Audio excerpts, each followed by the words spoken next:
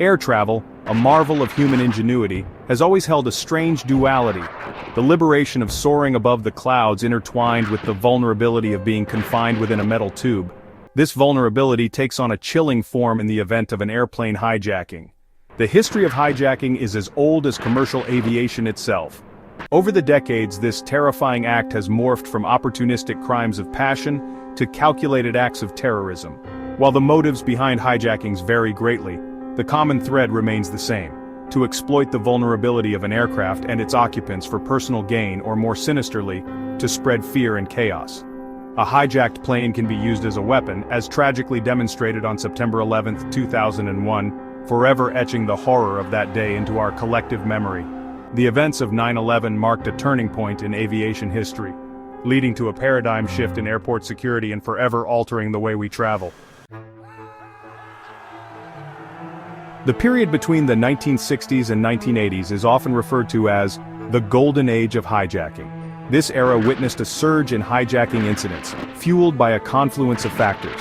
The Cold War, with its ideological conflicts and proxy wars, created an environment ripe for politically motivated hijackings.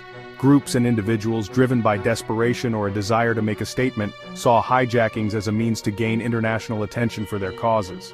Adding to this volatile mix was the relatively lax airport security of the time.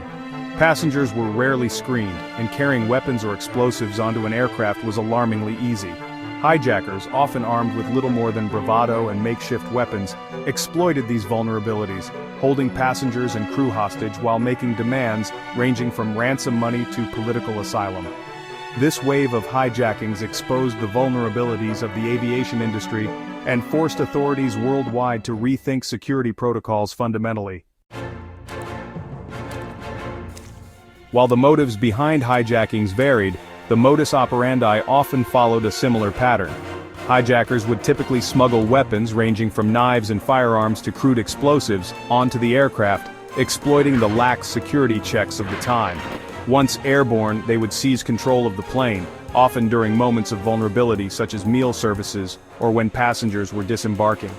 The hijackers would then issue their demands to the pilots, often threatening the safety of passengers and crew to force compliance. These demands could range from diverting the aircraft to a different destination, securing the release of political prisoners, or extorting large sums of money.